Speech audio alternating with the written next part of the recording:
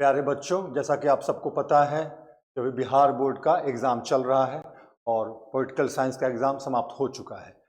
तो इस परीक्षा में जैसा कि आप सबने कुछ प्रश्न देखा है, 3 तरह के प्रश्न आते हैं: objective type, short answer type और लॉन्ग आंसर टाइप क्वेश्चन। तो आज इस वीडियो में हम लोग शॉर्ट आंसर टाइप क्वेश्चन को सॉल्व करेंगे। तो आइए देखते हैं बिहार बोर्ड के इस परीक्षा में, 12वीं की इस परीक्षा में शॉर्ट आंसर टाइप क्वेश्चंस हैं वो किस तरह के हैं और उसका क्या सही उत्तर हो सकता है। तो आइए वन बाय वन हम लोग प्रश्नों को देखेंगे और उसका सॉल्यूशन करेंगे, अर्थात उसका क्या उत्तर हो सकता है इस पर चर्चा करेंगे। जैसा कि आप सबको पता है कि इसमें शब्द सीमा दी गई है 40 से 60 वर्ड, अर्थात 2 से 3 वाक्य में आपको इसका उत्तर देना है और उसमें अपनी बात को कह देना है। तो प्रश्न को पहले अच्छी तरह से समझ लेना है और फिर उसका उत्तर देना है। तो आइए देखते हैं कौन कौन से प्रश्न हैं। सबसे पहला प्रश्न है, संविधान के भाग 3 में वर्णित स्वतंत्रता का अधिकार क्या है? What is the right to liberty mentioned in the part 3 of the constitution? Right to liberty के बारे में पूछा गया है इसमें। तो जैसा कि आप सबको पता है, राइट टू लिबर्टी संविधान के आर्टिकल 21 में दिया गया है। अब यह पूछा गया है कि यह क्या है।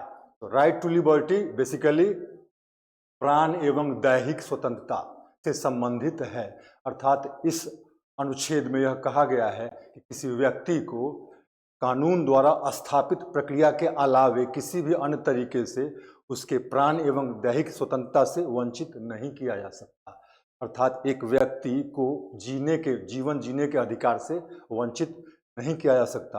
अगर ऐसा कोई भी कार्य सरकार करती है तो वह कानून द्वारा स्थापित प्रक्रिया के अनुसार ही करेगी। यही बताया गया है आर्टिकल 21 में और यही है आपका राइट टू लिबर्टी। लेकिन आपको इस बात की जानकारी होनी चाहिए कि समय समय पर मौलिक अधिकार में और खासकर इस आर्टिकल में समय समय पर कुछ नए उपबंध जोड़े गए हैं। जैसे ये जो राइट टू लिबर्टी प्राण एवं दैहिक स्वतंत्रता का अधिकार है, इसमें सुप्रीम कोर्ट द्वारा इसकी व्याख्या करके इसमें कुछ नई बातों को भी जोड़ा गया, जैसे निजता का अधिकार, राइट टू प्राइवेसी आप कह सकते हैं, फिर right to health, right to clean environment. तो इन बातों को इसमें जोड़ा गया है और यह जो प्राण एवं दैहिक स्वतंत्रता का अधिकार है, अब इसका क्षेत्र व्यापक हो गया है। तो आई होप कि आपने समझा होगा राइट टू लिबर्टी जो संविधान में दिया गया है वो क्या है। आइए अब दूसरे प्रश्न पे चलते हैं। संपत्ति के अधिकार की वर्तमान स्थिति क्या है? Right to property. जैसा कि आप सबको पता है कि फंडामेंटल राइट्स शुरुआत में संविधान जब बना था तो उसकी संख्या 7 थी, जिसमें संपत्ति का अधिकार भी शामिल था। कहाँ शामिल था? आर्टिकल 19(1)(f और दूसरा आर्टिकल 31। इन दोनों के अंतर्गत संपत्ति के अधिकार को मौलिक अधिकार के रूप में स्थापित किया गया था जब संविधान तैयार किया गया था। लेकिन बाद में चल के 1978 में 44वें संशोधन के द्वारा राइट टू प्रॉपर्टी का स्टेटस बदल दिया गया। क्या किया गया? तो संपत्ति के अधिकार अर्थात राइट टू प्रॉपर्टी को एक कॉन्स्टिट्यूशनल लीगल राइट अर्थात संवैधानिक परंतु कानूनी अधिकार के रूप में परिवर्तित कर दिया गया और उसे एक नए आर्टिकल 300A के अंतर्गत शामिल किया गया। तो वर्तमान में जो संपत्ति का अधिकार है वह मौलिक अधिकार नहीं रह गया है। 44वें संविधान संशोधन के द्वारा उसे एक कानूनी स्टेटस, कानूनी अधिकार के रूप में मान्यता दी गई है। वर्तमान में राइट टू प्रॉपर्टी का यही स्टेटस है। क्लियर? इसमें कहीं कोई कंफ्यूजन नहीं। आइए अब तीसरे प्रश्न को देखते हैं। भारतीय संविधान में दिए गए मौलिक अधिकारों की 2 विशेषताएं बताएं। State 2 features of fundamental rights as described in the constitution of India. आप सबको पता है संविधान के भाग 3 में मौलिक अधिकारों की चर्चा की गई है। क्लियर? मौलिक अधिकारों की चर्चा की गई है। इन अधिकारों की कुछ खास बातें हैं। सबसे पहली बात तो ये, इसके फीचर्स में तो बहुत सारे फीचर्स हैं, लेकिन मुख्य रूप से 2-4 फीचर मैं आपको बता दूं कि मौलिक अधिकार को संविधान के भाग 3 में रखा गया है और इन अधिकारों को मौलिक नाम दिया गया है, अर्थात फंडामेंटल। क्योंकि ये व्यक्ति के व्यक्तिगत विकास के लिए अत्यंत आवश्यक है। तो फंडामेंटल राइट्स जो है, जो संविधान में दूसरे और भी राइट्स दिए गए हैं उससे इस मायने में अलग है, यह बिल्कुल ही अत्यंत आवश्यक है, इंडिस्पेंसेबल है व्यक्ति के लिए, व्यक्तित्व के विकास के लिए। दूसरी महत्वपूर्ण बात क्या है कि फंडामेंटल राइट्स जो है वह जस्टिसिएबल है, जो इसकी एक खास विशेषता है, अर्थात यह वाद योग्य है। अगर आपके मौलिक अधिकारों का हनन किया जाता है सरकार के द्वारा, स्टेट के द्वारा, तो आप उसके खिलाफ सुप्रीम कोर्ट में जा सकते हैं। आर्टिकल 32 के अंतर्गत यह स्वयं अपने आप में एक मौलिक अधिकार है। दूसरी एक इसकी खास बात यह है कि ये जो अधिकार है फंडामेंटल राइट से अनन्य नहीं है। कहने का मतलब ये कि एब्सोल्यूट नहीं है। कहने का मतलब ये कि आवश्यकता पड़ने पर देश की सुरक्षा, कानून और व्यवस्था को ध्यान में रखते हुए या ऐसी परिस्थिति हो जहां आवश्यक लगे कि मौलिक अधिकारों पर नियंत्रण करना जरूरी है, तो सरकार इस पर रिस्ट्रिक्शन लगा सकती है, पर कंट्रोल कर सकती है, आपके मौलिक अधिकारों को सीमित कर सकती है। यह इसकी एक खास विशेषता है। तो कहने का मतलब यह है कि मौलिक अधिकारों की कई विशेषताएं हैं जिसमें मौलिक रूप से आप यह बता सकते हैं कि यह वाद योग्य है और यह अनन्य या अर्थात एब्सोल्यूट नहीं है, अर्थात इस पर यथोचित नियंत्रण लगाया जा सकता है। क्लियर? अब आइए अगला प्रश्न देखते हैं। राष्ट्रपति पर महाभियोग की प्रक्रिया क्या है? What is the process of impeachment of the president? President जो कि हेड ऑफ द स्टेट होता है, ठीक है, राज्य का प्रधान होता है, तो प्रेसिडेंट पर महाभियोग लगाने का क्या प्रक्रिया है, यही पूछा गया है। तो सबसे पहले तो आप यह जानिए कि राष्ट्रपति पर महाभियोग किस परिस्थिति में लगाया जाएगा। तो राष्ट्रपति पर महाभियोग तभी लगाया जा सकता है जब यह पाया जाए कि राष्ट्रपति संविधानेतर अर्थात संविधान के विरुद्ध उसने ऐसा कोई कार्य किया हो जिसका अधिकार उसे संविधान में नहीं दिया गया है। वैसी स्थिति में राष्ट्रपति पर महाभियोग लगाया जाता है। महाभियोग लगाने का पर्पस क्या होता है? राष्ट्रपति को पदच्युत करना अर्थात उसको उसके पद से हटाना, इसका मुख्य उद्देश्य यही होता है। तो यह कैसे होता है, प्रोसेस पूछा गया है। तो बहुत आसान बात है, राष्ट्रपति पर महाभियोग लगाया जाता है संसद द्वारा, पार्लियामेंट के दोनों सदनों द्वारा इस पर महाभियोग चलाया जाता है। वो कैसे? तो महाभियोग के लिए जो प्रस्ताव लाया जाता है वो लोकसभा और राज्यसभा दोनों में किसी भी सदन में यह प्रस्ताव लाया जा सकता है, लेकिन उसके लिए एक कंडीशन है। सबसे पहले ये, अगर सपोज मान लीजिए लोकसभा में इस प्रस्ताव को लाया जाना है कि भाई राष्ट्रपति पर महाभियोग चलाया जाए, तो उसके लिए 14 दिनों की पूर्व पहले प्रायर नोटिस देनी की जरूरत होती है। उसके अलावे 1/4 of total membership of Lok Sabha अर्थात लोकसभा के जितने सदस्य हैं उसके 1/4 संख्या, उस सदस्य संख्या के 1/4 द्वारा उस पर हस्ताक्षर होना जरूरी है उस नोटिस पर, और तब इस आशय का प्रस्ताव लोकसभा में लाया जाएगा कि महाभियोग की प्रक्रिया अब शुरू की जाए।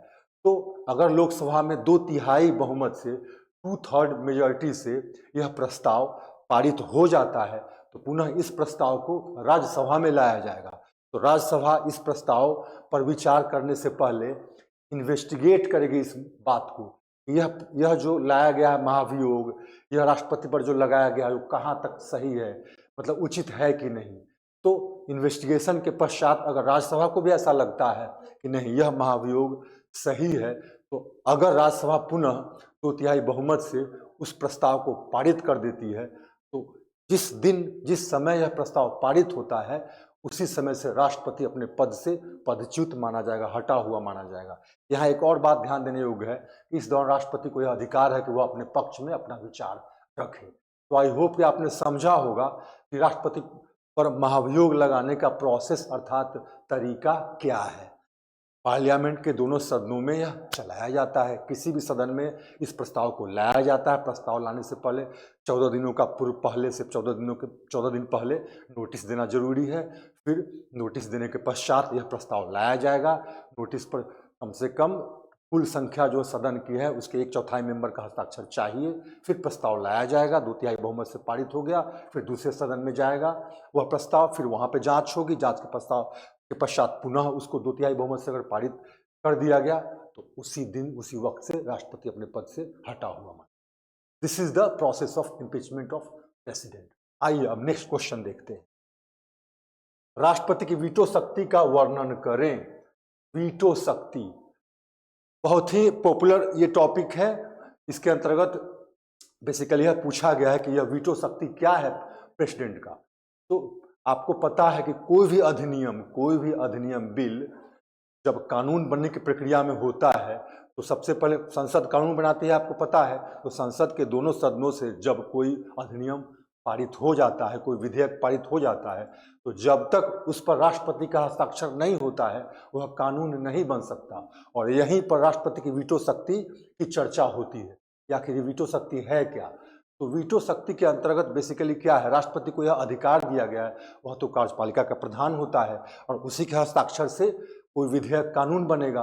तो राष्ट्रपति को यह अधिकार दिया गया है कि वह जो विधेयक उसको दिया जाए संसद से पास होने के पश्चात उस पर वह विचार करे कि वह विधेयक कानून बनने लायक है कि नहीं। तो इसी प्रक्रिया में वह अपनी वीटो शक्ति का इस्तेमाल करता है। और इसके अंतर्गत 3 तरह की वीटो शक्ति भारत में राष्ट्रपति को प्राप्त है। एक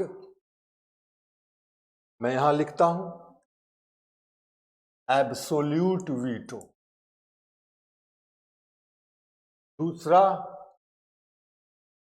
सस्पेंशन वीटो। और तीसरा है पॉकेट। राष्ट्रपति का वीटो पावर बहुत ही महत्वपूर्ण है क्योंकि इसी के माध्यम से राष्ट्रपति एक चेक एंड बैलेंस का काम करता है। वह देखता है जो सरकार कानून बना रही है वह देश हित में, नागरिकों के हित में है कि नहीं, लोकतंत्र के भावना का सम्मान वह विधेयक कर रहा है कि नहीं। कहीं इस विधेयक पर राष्ट्रपति की अनुमति मिल गई और यह कानून बन गया तो कहीं इसका दुरुपयोग तो नहीं होगा। तो इन सारी बातों को ध्यान में रखकर राष्ट्रपति को वीटो पावर दिया गया है। तो ये जो एब्सोल्यूट वीटो है इसके अंतर्गत राष्ट्रपति चाहे तो किसी विधेयक पर अपनी अनुमति देने से मना कर सकता है, अर्थात वह अपनी अनुमति देने के लिए राजी नहीं। अगर ऐसा हुआ तो वह विधेयक कानून नहीं बनेगा। सस्पेंशन वीटो अर्थात ये ऐसा वीटो है जिसके अंतर्गत विधेयक पर वह अनुमति न देकर पुनर्विचार के लिए वह मंत्रिपरिषद को, संसद को यह लौटा सकता है राष्ट्रपति उस विधेयक को। लेकिन अगर संसद द्वारा पुनः उसको पारित करके राष्ट्रपति को दिया जाता है तो राष्ट्रपति दूसरी बार उस पर अपनी अनुमति देने से अर्थात हस्ताक्षर करने से मना नहीं कर सकता। और तीसरा है पॉकेट वीटो। इसके अंतर्गत राष्ट्रपति अगर उस विधेयक पर कोई एक्शन नहीं लेता है और वह विधेयक ऐसे ही पड़ा रहता है अनंत काल के लिए, क्योंकि यह समय निर्धारित नहीं है कि राष्ट्रपति कितनी अवधि के अंतर्गत अपना हस्ताक्षर, अपनी अनुमति दे उस विधेयक को। तो राष्ट्रपति इसी का फायदा उठाता है या उठा सकता है और किसी विधेयक पर कोई एक्शन नहीं लेता है और वह काफी लंबे समय तक ऐसे ही पड़ा रहता है। तो माना जाता है कि राष्ट्रपति ने उसे अपनी पॉकेट में डाल लिया। एक सिंबॉलिक टर्म है और वह विधेयक ऐसे ही पड़ा रहेगा, वह कभी कानून नहीं बन पाएगा। तो इस तरह से राष्ट्रपति अपने अधिकार का प्रयोग कर, अपने वीटो पावर का उपयोग कर जो विधेयक है उसको कानून बनने से पहले उस पर पुनर्विचार करने के लिए संसद को भी मजबूर करती है और स्वयं राष्ट्रपति इस पर मंथन करके और यथोचित तरीके से अपना हस्ताक्षर करता है, अर्थात अपनी। तो ये रहा आपका राष्ट्रपति की वीटो शक्ति। अब यहाँ आइए, प्रधानमंत्री की नियुक्ति कैसे होती है। प्रधानमंत्री की नियुक्ति कैसे होती है, बहुत ही आसान प्रश्न है। आपको जैसा कि पता है प्रधानमंत्री की नियुक्ति राष्ट्रपति द्वारा की जाती है, सबसे पहली बात। दूसरा, आपको जैसा कि पता है कि जनरल इलेक्शन होता है, लोकसभा का इलेक्शन होता है। इलेक्शन में बहुत सारी पार्टियां भाग लेती हैं। तो जिस पार्टी को, जिस राजनीतिक दल को सबसे अधिक आप कह सकते हैं सीटें प्राप्त होती हैं, या जिस गठबंधन को, कई बार एक से अधिक पार्टी आपस में मिलकर गठबंधन बनाते हैं और फिर वो चुनाव लड़ते हैं। तो वैसी स्थिति में गठबंधन के नेता या फिर किसी पर्टिकुलर राजनीतिक पार्टी को सबसे अधिक बहुमत प्राप्त होता है तो उसके लीडर को राष्ट्रपति प्रधानमंत्री के रूप में नियुक्त करता है आर्टिकल 75 के अंतर्गत। अर्थात एक बार फिर मैं बता दूं, प्रधानमंत्री की नियुक्ति राष्ट्रपति द्वारा की जाती है और वह इस तरह से कि जिस पार्टी को सबसे अधिक बहुमत प्राप्त होता है लोकसभा चुनाव में, या जिस गठबंधन को सबसे अधिक बहुमत प्राप्त होता है लोकसभा चुनाव में, उसके नेता को राष्ट्रपति आमतौर पर क्या करता है, प्रधानमंत्री के रूप में नियुक्त करता है। लेकिन यहाँ पे एक कंडीशन और है, अगर किसी दल को बहुमत प्राप्त न हो, वैसी स्थिति में राष्ट्रपति अपनी विवेकाधीन शक्ति का प्रयोग करके, डिस्क्रिशनरी पावर का उपयोग करके यह सोचता है यह एक फलाने पार्टी के नेता को प्रधानमंत्री के रूप में नियुक्त किया जाए, इस विश्वास के साथ कि आगे उसे मेजॉरिटी अर्थात बहुमत प्राप्त हो जाएगा। इसके लिए उसको एक समय सीमा भी दी जाती है। तो कहने का मतलब है कि प्रधानमंत्री की नियुक्ति इसी प्रकार से होती है और उसमें राष्ट्रपति की भूमिका होती है। राइट, अब अगले प्रश्न पे चलते हैं।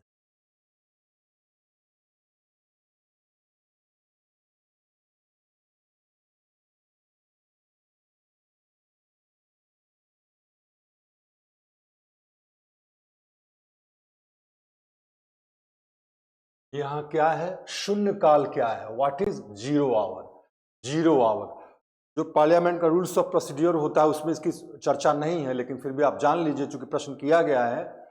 तो जीरो आवर जो है, शून्य काल, यह एक ऐसी अवधि है जो प्रश्नकाल के जस्ट बाद आती है। जैसे प्रश्नकाल का समय पार्लियामेंट में होता है यूजुअली 11 से 12 बजे, तो 12 बजे के पश्चात आधे या 1 घंटे का जो समय होता है उसे हम बोलते हैं शून्यकाल, क्वेश्चन आवर के जस्ट बाद का समय, जो आधे से 1 घंटे की अवधि होती है, 12 बजे के बाद से शुरू होती है अवधि। यह वह अवधि है जिसके अंतर्गत एमपी अर्थात सांसद जो आमतौर पर विपक्षी पार्टी के होते हैं, वह कैबिनेट मिनिस्टर्स अर्थात सरकार में जो भी मंत्री शामिल होते हैं उनसे उन मुद्दों पर प्रश्न पूछ सकती है, उनकी जवाबदेही के बारे में पूछ सकती है जो बिल्कुल अर्जेंट मैटर होते हैं, अर्थात देश या जनता से संबंधित वैसे मुद्दे बिल्कुल अर्जेंट हो, अर्जेंसी वाली हो, उनके बारे में ये सांसद मिनिस्टर से प्रश्न पूछ सकते हैं। इसी के लिए यह अवधि निर्धारित की गई है जिसको कहा गया है क्या, जीरो आवर, शून्यकाल। अब आइए, धन विधेयक क्या है, आपका अगला प्रश्न है, व्हाट इज मनी बिल।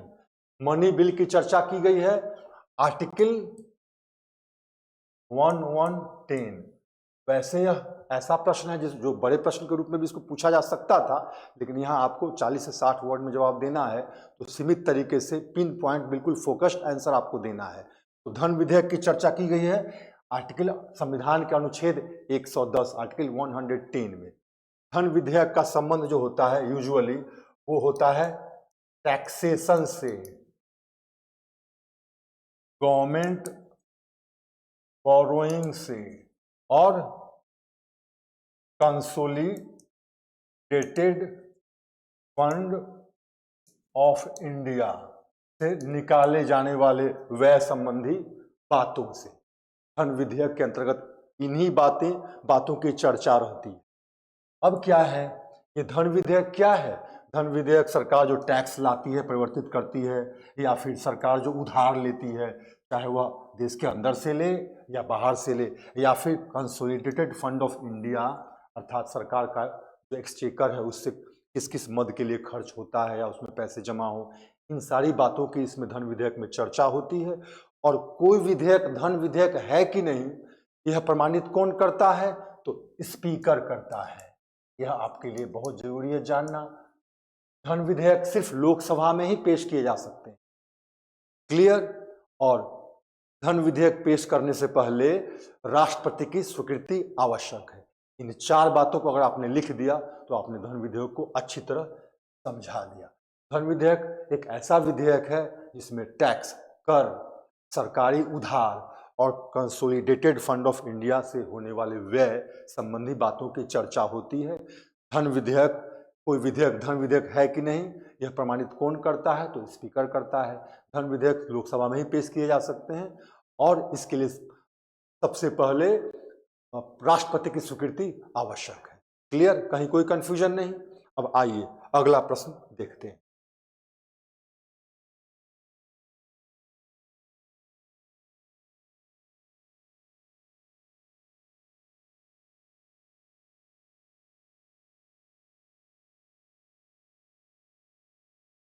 संसद की संयुक्त बैठक का तात्पर्य क्या है? What is the meaning of joint sitting of parliament? संसद की संयुक्त बैठक होती है, क्यों होती है? इसका एक खास उद्देश्य है, यही इसमें पूछा गया है। इसका अर्थ क्या है? तो क्या है कि संविधान संशोधन होता है, आप जानते हैं, है ना। संविधान संशोधन के लिए विधेयक लाया जाता है, यह भी आप जानते हैं। एक वित्त विधेयक होता है, यह भी आप जानते हैं, मनी बिल। तो इन ये दो जो विधेयक हैं, बिल हैं, इनके अलावे तीसरा एक जो बिल विधेयक आता है पार्लियामेंट में, वो कानून तभी बन सकता है जब संसद के दोनों सदनों में अलग अलग वह पारित किया जाए, अर्थात लोकसभा और राज्यसभा में स्वतंत्र रूप से उस विधेयक को पारित किया जाए। लेकिन कई बार ऐसा होता है कि वह विधेयक कानून नहीं बन सकता, क्योंकि संसद के इन दोनों सदनों में उस विधेयक से संबंधित किसी बात पर स्वीकृति नहीं होती। वैसे में हो सकता है कि लोकसभा उस विधेयक को पारित कर दे, लेकिन राज्यसभा उसको पारित न करे, राज्यसभा को यह उस पर उसके बारे में कोई संशय हो, अर्थात वह उसको पारित करने से पहले उसमें कोई परिवर्तन चाहे, और जब तक राज्यसभा द्वारा उसे पारित न किया है तब तक वह विधेयक नहीं बनेगा, क्योंकि उस दोनों सदनों से पारित होने के पश्चात जब राष्ट्रपति के पास भेजा जाता है तब वो हस्ताक्षर करता है, उस पर अपनी अनुमति देता है। तो संसद के दोनों सदनों में अलग अलग रूप से उसे पारित होना आवश्यक है, लेकिन कई बार दोनों सदनों के बीच सहमति न बने, वैसी स्थिति में नहीं बनती है, वैसी स्थिति में, और चूंकि उस विधेयक का कानून बनना आवश्यक है, वैसी स्थिति में संयुक्त बैठक बुलाई जाती है। और यह कौन बुलाता है? यह प्रेसिडेंट बुलाता है, आर्टिकल 108 के तहत। और संयुक्त बैठक की अध्यक्षता कौन करता है? तो स्पीकर करता है। तो स्पीकर द्वारा अध्यक्षता की जाती है। राष्ट्रपति दोनों सदनों के बीच अगर सहमति नहीं बनी उस विधेयक पर, वैसी स्थिति में संयुक्त बैठक बुलाता है, और उस संयुक्त बैठक में विचार विमर्श करने के पश्चात उस विधेयक को पारित किया जाता है, और तब जाकर वह विधेयक भेजा जाता है कहाँ पे? राष्ट्रपति के पश्चात, और उसके हस्ताक्षर के साथ ही वह कानून बन जाता है। तो संयुक्त बैठक का मतलब ही है कि किसी विधेयक पर दोनों सदनों में आपस में सहमति नहीं है, तो दोनों को साथ बिठाकर विचार विमर्श करके और तब उस पर वोटिंग की जाए और तब उसको पारित कराया जाए। क्लियर? कहीं कोई डाउट नहीं? आइए अगला प्रश्न देखते हैं। सर्वोच्च न्यायालय का मौलिक क्षेत्राधिकार क्या है? What is the original जुडिक्शन of the supreme court? प्रारंभिक क्षेत्राधिकार पूछा जा रहा है। सुप्रीम कोर्ट का प्रारंभिक क्षेत्राधिकार। सुप्रीम कोर्ट के कई अधिकार होते हैं। प्रारंभिक क्षेत्राधिकार होता है, अपीलीय क्षेत्राधिकार होता है, मतलब उसके और भी कई अधिकार है, लेकिन यहाँ पे ओरिजिनल जुडिक्शन की बात की गई है। तो इसके अंतर्गत क्या है कि कुछ ऐसे मुद्दे, कुछ ऐसी बातें जो सिर्फ सुप्रीम कोर्ट ही उसको डील कर सकता है, सुप्रीम कोर्ट में ही उस पर चर्चा हो सकती है। वो क्या है यह जान लीजिए, क्योंकि यही पूछा गया है। क्या है? मौलिक क्षेत्राधिकार। तो मौलिक क्षेत्राधिकार वह अधिकार है जिसके अंतर्गत सुप्रीम कोर्ट उन बातों पर चर्चा करती है, अपना निर्णय देगी, उस पर फैसला करेगी, उस पर विचार करेगी, जो सिर्फ सुप्रीम कोर्ट में ही लाया जाएगा। वो क्या है? मान लीजिए सेंट्रल गवर्नमेंट, कोई भी केस होता है तो आप जानते हो उस पर दो पार्टी होती है, अर्थात दो पार्टीज में आपस में किसी बात पर झंझट हो, विवाद हो सॉरी, ऐसी स्थिति में वह मुद्दा न्यायालय में जाएगा, न्यायालय उस पर फैसला देगा। एक आम बात है।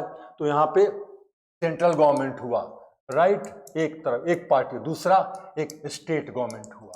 कई बार ऐसा होता है सेंट्रल गवर्नमेंट और एक या एक से अधिक स्टेट्स दूसरी पार्टी हो, या कई बार ऐसा होता है कि सेंट्रल गवर्नमेंट प्लस एक स्टेट गवर्नमेंट और दूसरी पार्टी एक या एक से अधिक स्टेट गवर्नमेंट। तो ऐसा कोई विवाद जो यूनियन गवर्नमेंट और स्टेट गवर्नमेंट के बीच हो, स्टेट से एक हो सकता है, एक से अधिक भी हो सकता है।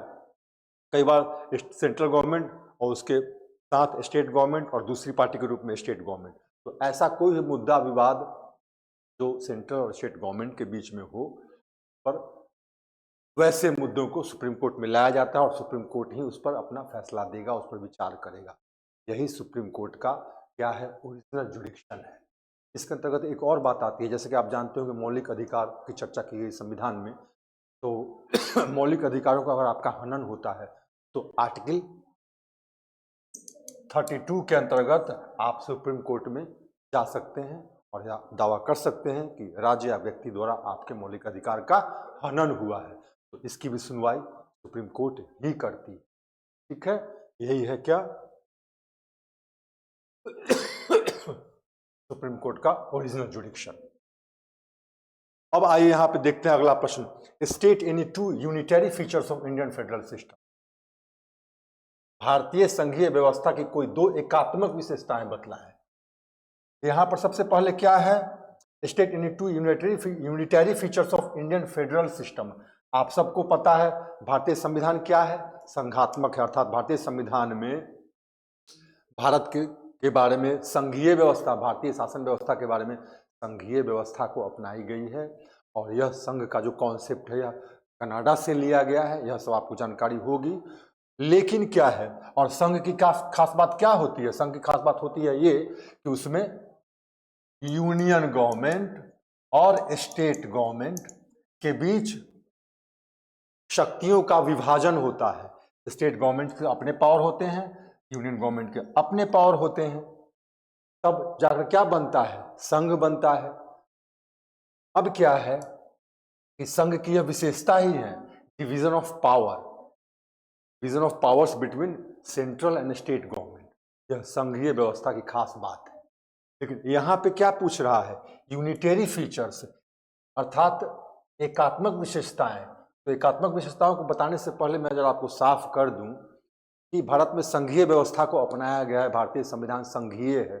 लेकिन इस संघीयता की खास बात यह है, इस भारतीय संघ के अंतर्गत यूनियन गवर्नमेंट, सेंट्रल गवर्नमेंट को स्ट्रॉन्ग बनाया गया है और स्टेट गवर्नमेंट को कंपैरेटिवली वीक, कमजोर रखा गया है। मजबूत और कमजोर का मतलब क्या है, मतलब यह कि यूनियन गवर्नमेंट को अधिक पावर्स दिए गए हैं और कंपैरेटिवली स्टेट गवर्नमेंट को कम पावर दिए गए हैं। शक्तियों का विभाजन तो है, लेकिन विभाजन इस तरह से किया गया है कि सेंट्रल गवर्नमेंट को, यूनियन गवर्नमेंट को स्ट्रॉन्ग बनाया गया है, अर्थात उसको अधिक पावर दिया गया है। और इसीलिए यह टर्म आता है एकात्मक विशेषताएं।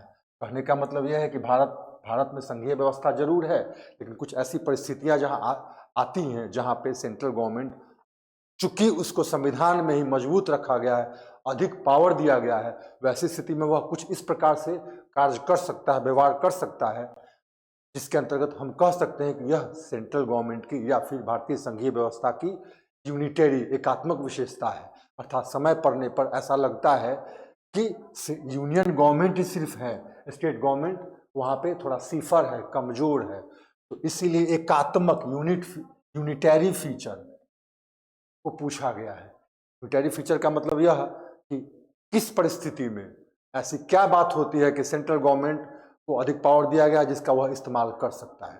सबसे पहला और महत्वपूर्ण यूनिटरी फीचर क्या है, ये है कि यूनियन गवर्नमेंट, सेंट्रल गवर्नमेंट चाहे तो स्टेट में प्रेसिडेंट रूल लगा सकता है आर्टिकल 356 के तहत।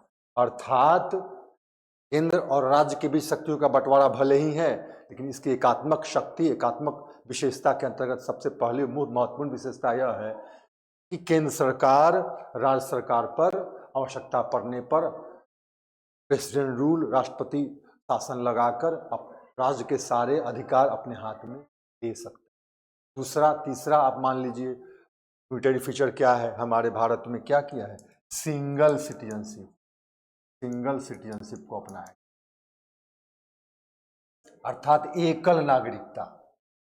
कई जगह पर जैसे अमेरिका ही है, डुअल सिटीजनशिप को अपनाया गया है, तो वहाँ स्टेट का भी अपना सिटीजनशिप होता है और केंद्र सरकार का भी अपना सिटीजनशिप, केंद्र सरकार भी अपना सिटीजनशिप प्रदान करती है। लेकिन नहीं, भारत में सिर्फ एकल नागरिकता का प्रावधान किया गया है। हम अगर बिहार के हैं या पंजाब के हैं, पंजाब और बिहार द्वारा हमें सिटीजनशिप प्राप्त नहीं होता, बल्कि केंद्र सरकार एक ही सिटीजनशिप देती है। यह भी क्या है, एक एकात्मक फीचर है। एक और फीचर ले लीजिए, यहाँ पे इंटीग्रेटेड जुडिशियल सिस्टम है। यहाँ पे इंटीग्रेटेड जुडिशियल सिस्टम अर्थात एकात्मक न्याय प्रणाली। सुप्रीम कोर्ट यहाँ पे एपेक्स कोर्ट है, सर्वोच्च न्यायालय है, और इससे जुड़े हुए हर राज्यों में हाई कोर्ट्स, फिर उसके नीचे लोअर कोर्ट्स होते हैं। तो लोअर कोर्ट्स से अपील हाई कोर्ट में, हाई कोर्ट से अपील सुप्रीम कोर्ट में। अर्थात न्याय व्यवस्था में कोई बंटवारा नहीं है, कोई भी मुद्दा जो नीचे से है उसके सबसे ऊपर उसके क्या है, सुप्रीम कोर्ट है, एपेक्स कोर्ट, और वह कोई भी निर्णय ले सकता है। एक इंटीग्रेटेड जुडिशियल सिस्टम को अपनाया गया है जो बताता है भारत के यूनिटरी फीचर्स को। इस तरह के भारत में और कई फीचर्स है। वित्तीय स्थिति में भी, वित्त के मामले में भी केंद्र सरकार को अधिक ये महत्व प्राप्त है, अधिक पावर प्राप्त है। तो इस तरह से कई ऐसे यूनिटरी फीचर्स हैं जो आप बतला सकते हैं प्रश्न में। आइए अब देखते हैं अगला प्रश्न। अगला प्रश्न है आपका, भारत में सांप्रदायिकतावाद के 2 कारण बताएं। State 2 reasons for communalism in India. सांप्रदायिकतावाद, कम्युनलिज्म आप जानते होंगे एक विचारधारा है, यह एक राजनीतिक विचारधारा आप कह सकते हैं जिसके अंतर्गत लोग अपने धर्म को लेकर काफी पॉजिटिव हो जाते हैं, अर्थात अपने धर्म के प्रति उनकी आस्था इतनी प्रबल हो जाती है कि वह दूसरे धर्मों के प्रति उनमें दुर्भावना आ जाती है और उनसे एक प्रकार की एनिमोसिटी, दुश्मनी या प्रतियोगिता, प्रतिस्पर्धा सी होने लगती है। तो ये जो है 2 धर्मों के बीच जो है प्रतिस्पर्धा सांप्रदायिक बात को लेकर अर्थात धर्म के मुद्दे को लेकर जो वैमनस्य होता है, इसके क्या कारण है भारत में? तो भारत में इसके 2 कारण आप बतला सकते हैं। एक तो पहला हिस्टोरिकल रीजन, हिस्टोरिकल रीजन आप बतला सकते हैं। ऐतिहासिक कारण क्या आपको पता है? भारत पहले गुलाम था। 1947 में भारत आजाद हुआ है, उससे पहले भारत क्या था? गुलाम था, ब्रिटिश शासन के अंतर्गत था। तो ब्रिटिश शासन के अंतर्गत आपको पता है कि डिवाइड एंड रूल की पॉलिसी अपनाई गई थी और उसका स्पष्ट उदाहरण यह है 1909 में मुसलमानों को अलग पृथक निर्वाचन क्षेत्र प्रदान किया गया था, सेपरेट इलेक्टोरेट। उसी समय से हिंदू और मुसलमानों के बीच जो एक खाई बनी, वह खाई आगे भी अर्थात वर्तमान में भी कहीं ना कहीं दिखाई देती है, क्योंकि एक परंपरा बन चुकी है। दोनों धर्मों के जो लोग हैं अर्थात दोनों समुदाय के लोगों के बीच एक वैमनस्य उस समय से ही चलता आ रहा है। दूसरा एक बड़ा प्रबल कारण है क्या? लैक ऑफ एजुकेशन कह सकते हैं आप, या फिर कह सकते हैं अनइक्वल इकोनॉमिक डेवलपमेंट। अर्थात शिक्षा की कमी या फिर असमान आर्थिक विकास। अगर 2 ऐसे समुदाय जिनके धर्म अलग अलग हैं, कहीं ना कहीं उनमें शिक्षा की कमी हो, क्वालिटी एजुकेशन उस तरह का ना हो, बेहतर ना हो, या फिर दोनों के आर्थिक जो विकास हुए हैं उसमें भी असमानता हो, इस बात को लेकर भी 2 संप्रदाय वाले समूहों में एक प्रतिस्पर्धा हो जाती है। तो यह प्रतिस्पर्धा कई बार बहुत ही बुरा रूप ले लेती है, जिसकी वजह से दोनों समुदाय आपस में सांप्रदायिक दंगों में आप कह सकते हैं इन्वॉल्व हो जाते हैं और इसमें हिंसा की भी बातें होती हैं। तो सांप्रदायिकता के मेजर ऐसे तो कई कारण हैं, लेकिन मुख्य रूप से एक ऐतिहासिक कारण है, दूसरा आर्थिक कारण आप कह सकते हैं, तीसरा शिक्षा का, उचित शिक्षा का, या कह सकते हैं क्वालिटी एजुकेशन का अभाव आप कह सकते हैं। तो इस तरह से आप बता सकते हैं 2 महत्वपूर्ण कारण। आइए अब अगला प्रश्न देखते हैं। भारत में पंचायती राज व्यवस्था क्या है? What is Panchayati Raj system in India? तो बड़ा आसान है यह प्रश्न। पंचायती राज व्यवस्था क्या है? Local self government. आपने पढ़ा होगा संविधान के अंतर्गत डीपीएसपी है, directive principles of state policy, नीति निर्देशक तत्व, उसी के अंतर्गत पंचायती राज व्यवस्था की स्थापना की गई है। यह गांधी के जो विचार थे कि स्थानीय स्तर पर लोगों को, स्थानीय लोगों को स्वशासन का अधिकार दिया जाए ताकि अपने उस क्षेत्र को अपने तरीके से वो संभाले, उस पर शासन करें और वहाँ के रिसोर्सेज का इस्तेमाल करके अपने क्षेत्र का विकास कर सके। तो इसीलिए पंचायती राज व्यवस्था लाई गई। पंचायती राज व्यवस्था के अंतर्गत स्थानीय स्तर पर शासन की बागडोर स्थानीय लोगों को दी जाती है और इसकी शुरुआत आज़ादी के जस्ट बाद से ही शुरू हुई। बलवंत राय मेहता कमेटी जो 1957 में लाया गया था, उसके अंतर्गत त्रिस्तरीय पंचायत व्यवस्था की गई थी, अर्थात गांव के स्तर पर पंचायत, ब्लॉक के स्तर पर पंचायत परिषद और जिला के स्तर पर जिला परिषद। त्रिस्तरीय पंचायत व्यवस्था लाई गई थी और यह अभी भी कायम है। और आपको पता होगा एल.एम. सिंघवी कमेटी के रिकमेंडेशन के आधार पर पंचायती व्यवस्था को एक संवैधानिक रूप दिया गया और इसके लिए क्या लाया गया? 73rd अमेंडमेंट लाया गया, जिसको 1993 में लागू कर दिया गया। और अब पंचायती राज व्यवस्था के अंतर्गत क्या किया गया है?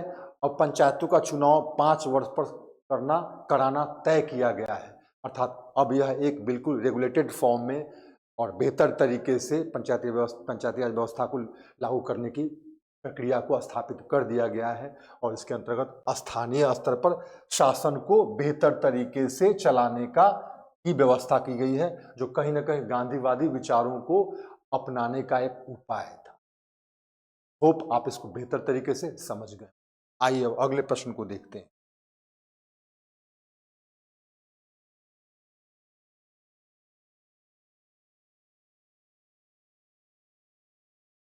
सार्क के पक्ष में 2 तर्क दें। Give 2 arguments in favour of SAARC.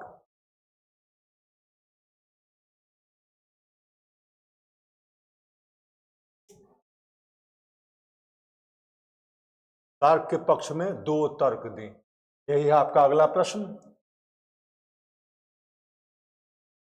सबसे पहले देख लें क्या है SAARC. South Asian Association for Regional Cooperation. यह एक क्षेत्रीय संगठन है। दक्षिण एशिया में कुछ देशों ने 1985 में, अभी वर्तमान में इसके सदस्यों की संख्या 8 है। 1985 में सार्क का गठन किया गया, इसको अस्तित्व में लाया गया। इसके अंतर्गत शुरुआत में 7 देश शामिल थे, बाद में इसमें अफगानिस्तान को भी ऐड किया गया है। अब प्रश्न क्या है यहाँ पे, सार्क के पक्ष में 2 तर्क दें। तो जाहिर है क्षेत्रीय स्तर पर संगठन बनाने का मुख्य उद्देश्य क्या होता है? आर्थिक विकास, अर्थात संगठन के सभी 10 सदस्य आपस में म्यूचुअल कोऑपरेशन के माध्यम से, एक्सपोर्ट इंपोर्ट के माध्यम से आर्थिक विकास को बल प्रदान करें। दूसरा महत्वपूर्ण इसका उद्देश्य क्या होता है? क्षेत्रीय स्तर पर ये मेंबर स्टेट्स आपस में मिलकर एक सुरक्षित वातावरण तैयार करें, ताकि ये देश बाहर से किसी प्रकार के आक्रमण को तो रोक सके, साथ साथ आपस में भी किसी प्रकार का वैमनस्य न रखकर एक दूसरे के प्रति सहनशीलता की भावना के साथ काम करे, ताकि डिफरेंट मेंबर्स जो हैं वो सिक्योर, सुरक्षित फील करें और साथ मिलकर आर्थिक विकास को बढ़ावा दें। तो आप सार्क के पक्ष में इन 2 बातों को दे सकते हैं। क्षेत्रीय संगठन है और इसके अंतर्गत क्षेत्रीय स्तर पर सहयोग, आर्थिक सहयोग, बढ़ावा, कल्चरल डेवलपमेंट को बढ़ावा और साथ साथ सुरक्षा को बढ़ावा देने का उद्देश्य में मुख्य उद्देश्य के रूप में रखा जाता है। आइए अगला प्रश्न देखते हैं। शिमला समझौते पर संक्षिप्त टिप्पणी लिखें। Right A short note on Shimla agreement. ये शिमला एग्रीमेंट 2 जुलाई 1972 को हुआ था। किसके बीच हुआ था? तो इंडिया और पाकिस्तान के। इंडिया के प्राइम मिनिस्टर कौन थे? इंदिरा गांधी। और पाकिस्तान के प्रेसिडेंट कौन थे?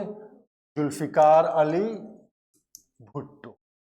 का पर्पस क्या था? आपको पता है 1971 में बांग्लादेश के मुद्दे पर भारत और पाकिस्तान में युद्ध हुआ था, जिसमें भारत की विजय हुई थी। भारत ने पाकिस्तान के एक बड़े क्षेत्र को अपने अधिकार में ले भी लिया था। लेकिन इसी शिमला समझौते, शिमला जो कि भारतीय राज्य हिमाचल प्रदेश की राजधानी है, वहीं पर यह सम्मेलन किया गया और वहाँ पर यह ट्रीटी हुआ और इसी ट्रीटी के द्वारा भारत पाकिस्तान के बीच युद्ध विराम हुआ। दोनों देशों ने युद्ध को बंद किया और इसी के पश्चात बांग्लादेश को पाकिस्तान द्वारा मान्यता भी प्रदान किया गया और फिर भारत ने पाकिस्तान के उन क्षेत्रों को लौटा भी दिया जिसको भारत ने अपने कब्जे में ले लिया था। लेकिन फिर भी कुछ महत्वपूर्ण क्षेत्र भारत के कब्जे में रहे और इसी एग्रीमेंट के पश्चात, इसी ट्रीटी के पश्चात बाद में भारत पाकिस्तान के संबंध को बेहतर करने की कोशिश की। आशा है आप समझ चुके होंगे। स्पष्ट है 1972 2 जुलाई इंडिया और पाकिस्तान के बीच, और दोनों के लीडर्स का नाम मैंने बताया, इंदिरा गांधी और जुल्फिकार अली भुट्टो। आइए अगला प्रश्न देखते हैं। संविधान की प्रस्तावना से क्या अभिप्राय है? What is meant by preamble of the constitution?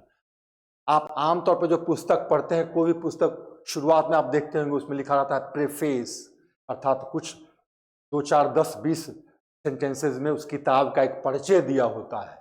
यह जो प्रस्तावना है यह वही प्रीफेस है। अर्थात संविधान जो है, भारत का संविधान जो विश्व का सबसे बड़ा संविधान है, उसके शुरुआत में प्रस्तावना दी गई है जो कुछ और नहीं, संपूर्ण संविधान का जिस्ट है, सार है। अर्थात संविधान के मौलिक बातों को संक्षिप्त में प्रस्तावना में ही शामिल किया गया है। इसीलिए इसका विशेष महत्व है और इसीलिए इसको भारतीय संविधान का क्या कहा जाता है? Identity card.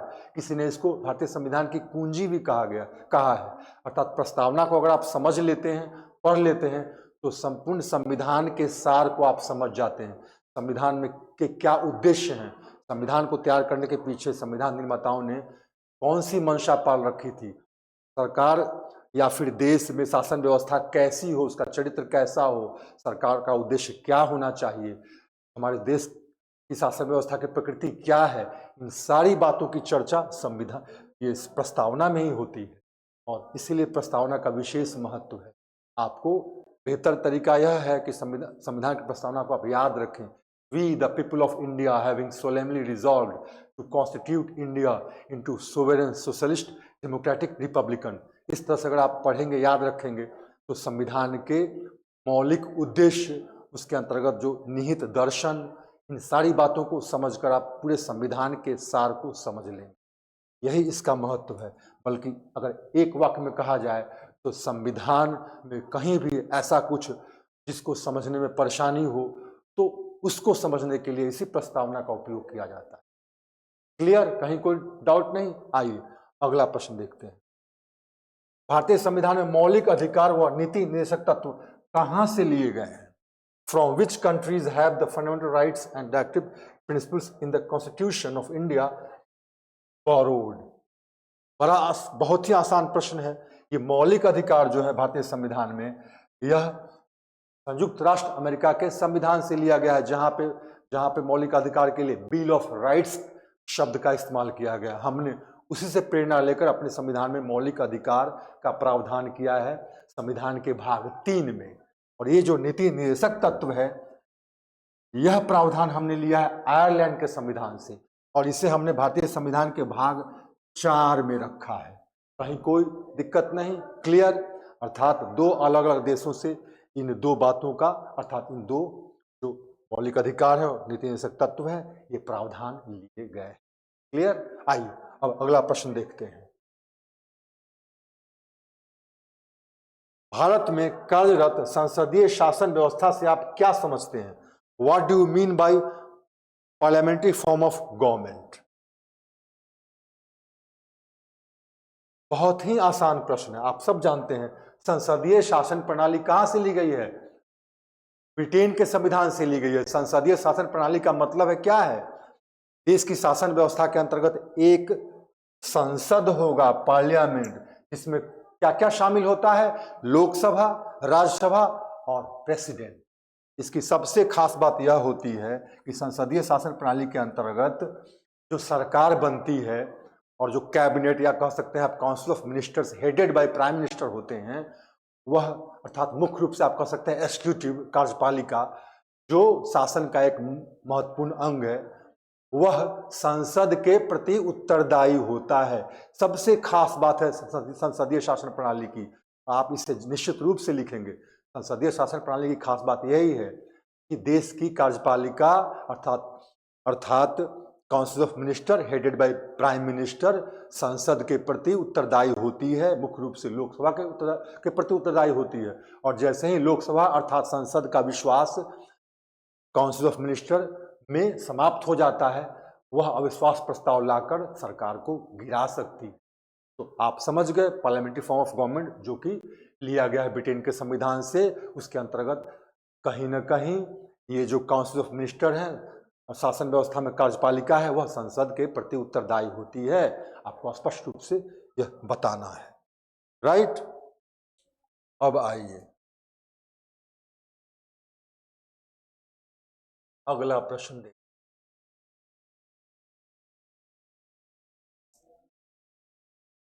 निर्वाचन आयोग के कोई 2 कार्य बताएं।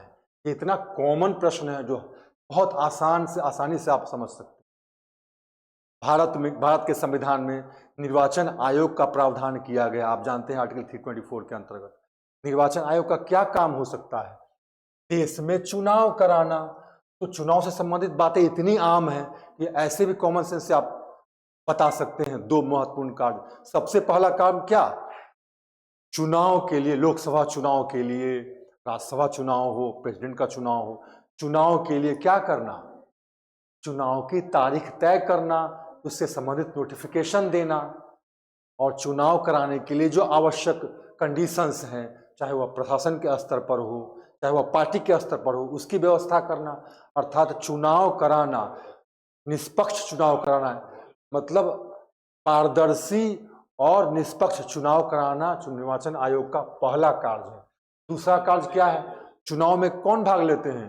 चुनाव में पॉलिटिकल पार्टीज भाग लेते हैं। तो पॉलिटिकल पार्टीज को मान्यता कौन प्रदान करता है? चुनाव चिन्ह कौन प्रदान करता है? यह निर्वाचन आयोग ही प्रदान करता है। यह निर्वाचन आयोग का एक बहुत महत्वपूर्ण काम है कि वो पॉलिटिकल पार्टीज को मान्यता दे, रिकॉग्नाइज करे, उसको क्या करे? उसको एक चुनाव चिन्ह प्रदान करे, चुनाव की तिथि की घोषणा करे, चुनाव कराने के लिए आवश्यक प्रशासनिक व्यवस्था का उपाय करे। ये सारे कार्य चुनाव आयोग के ही हैं। तो यह बेहद आसान प्रश्न था। एक दो क्या बल्कि अब 4-5 इसके फंक्शंस बता सकते हैं। आइए अब अगला प्रश्न देखते हैं हम लोग।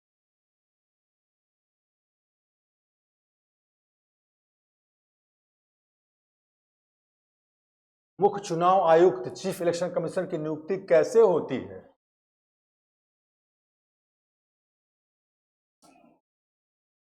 बहुत आसान है। चीफ इलेक्शन कमिश्नर की नियुक्ति राष्ट्रपति द्वारा की जाती है। इसे संबंधित अनुशंसा तो कैबिनेट देती है, प्रधानमंत्री, council of minister headed by prime minister. और इसकी नियुक्ति कौन करता है? प्रेसिडेंट करता है। आपको पता है भारत में चुनाव आयोग के अंतर्गत 3 इलेक्शन कमिश्नर है। एक जिसको चीफ इलेक्शन कमिश्नर बोलते हैं, बाकी 2 को इलेक्शन कमिश्नर बोलते हैं। इनकी नियुक्ति कौन करता है? चीफ इलेक्शन कमिश्नर की नियुक्ति राष्ट्रपति करता है, प्रेसिडेंट करता है। और इससे संबंधित अनुशंसा prime minister, council of minister headed by prime minister द्वारा होती है। और फिर चीफ इलेक्शन कमिश्नर के एडवाइस और काउंसिल ऑफ मिनिस्टर के एडवाइस से बाकी 2 जो इलेक्शन कमिश्नर होते हैं उनकी भी नियुक्ति होती है। बहुत ही आसान है ये। तो आज हम यहीं तक, अर्थात प्रश्न संख्या 20 तक इस वीडियो को समाप्त करते हैं। अर्थात 20 प्रश्नों को करा दिया गया है और बाकी जो 10 प्रश्न बनते हैं उसको अगले वीडियो में, अगले सेशन में मैं करा दूंगा। तब तक के लिए आप इन प्रश्नों को देखिए। जय हिंद। ठीक है बच्चों, फिर से हम लोग आएंगे नेक्स्ट वीडियो में। के पहले जितने भी ऑब्जेक्टिव सवाल थे सब का सब हम लोगों ने ये डिस्कस किया हुआ है। अब हमारे चैनल पे जाके देख सकते हैं, सब का डिस्क्रिप्शन में जाके, ठीक है, और सबका आंसर बता दिया गया है डिटेल में। और जो भी एग्ज़ाम होंगे अभी आने वाले, जो भी एग्ज़ाम है, सभी सब्जेक्ट का हम लोग ये डिस्कशन करवाएंगे। बने रहिए हमारे साथ। और चलिए, तब तक के लिए जय हिंद।